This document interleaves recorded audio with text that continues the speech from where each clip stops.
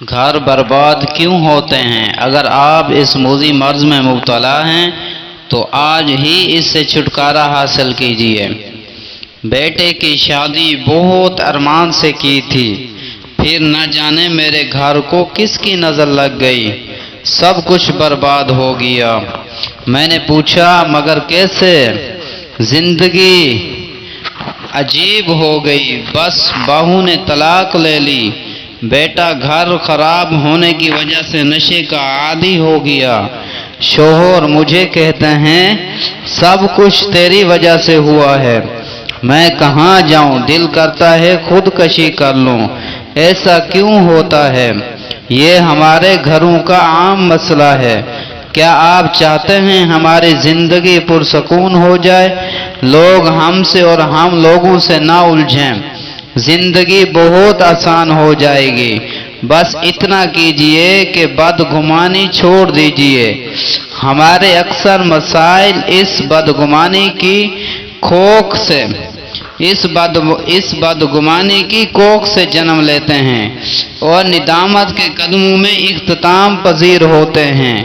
بدگمانی کی بدائی سے ندامت تک کے سفر میں ہم بلڈ پریشر، شوگر، سماجی مسائل، ذہنی دباؤ اور نفسیاتی امراض میں مبتلا ہوتے چلے جاتے ہیں، گھر بگڑ جاتے ہیں، زندگی عجیب ہو جاتی ہے۔ یہ بدگمانی آپ کی سفید چادر کی طرح اجلی زندگی پر بس ایک معمولی سے ڈاٹ کی طرح آتا ہے اور آپ کی مکمل زندگی کو میلا کر دیتا ہے۔ معلوم ہے کیسے؟ صبح بہو جاگی تو اس نے ہمیں سلام نہیں کیا، حالانکہ ہو سکتا ہے بہو کی طبیعت ٹھیک نہ ہو، میکے میں کوئی مسئلہ ہو جس نے اس کو الجھا رکھا ہو، یا رات کو شوہر سے کوئی انبن ہو گئی ہو۔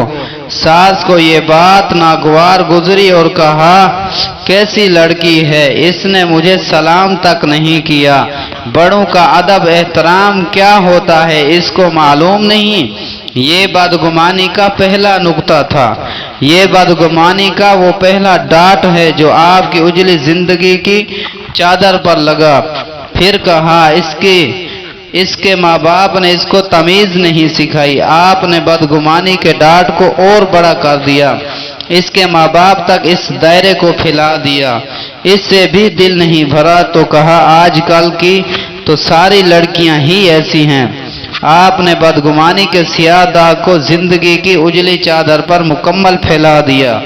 بہو نے آپ کے رویے میں کھنچاؤ دیکھا تو وہ محتاط ہو گئی، بدگمانی کا ڈاٹ مزید گہرا کر دیا۔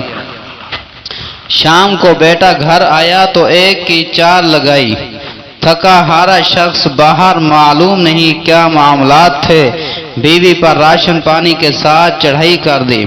لڑائی جھگڑے کے بعد بیوی میکے چلی گئی، ماں کو وقتی اطمینان ہوا اب بہو رانی کے دماغ درست ہو جائیں گے، وہاں سے اس نے خلع کا مقدمہ کر دیا۔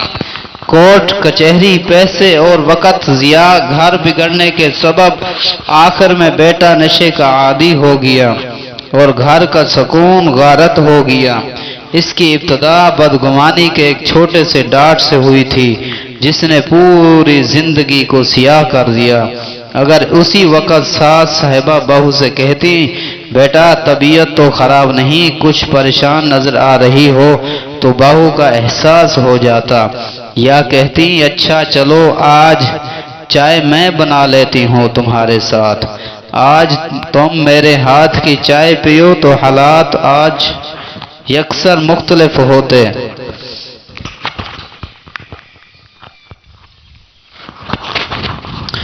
ان کے بیٹے کا گھر نہیں اجڑتا، ان کا بیٹا نشے کا عادی نہیں ہوتا، ان کا اپنا گھر بھی سکون میں ہوتا، یہ خودکشی کا نہیں سوچتی، بس بدگمانی کے منحوس دائرے نے ان کے گھر کے سکون کو غارت کر دیا۔ قرآن نے کیا بیان کیا ہے؟ یہی نا کہ یا ایھا الذین آمنوا اجتنبوا کثیرا من الظن ان بعض الظن اثم، کہ اے ایمان والو بہت گمانوں سے بچو، بے شک کوئی گمان گناہ ہو جاتا ہے، اپنی زندگی کو آسان بنائیے۔ اسلام بہت خوبصورت دین ہے۔ زندگی کیسے حسین بنتی ہے اسلام بتاتا ہے۔ سکون کیسے ملے گا اسلام بتاتا ہے۔ اسلام کے دامن میں پناہ لیجئے، آپ کی زندگی آسان ہوتی چلی جائے گی۔ اللہ تعالی ہم سب کو اس پوسٹ پر عمل کرنے کی توفیق عطا فرمائے۔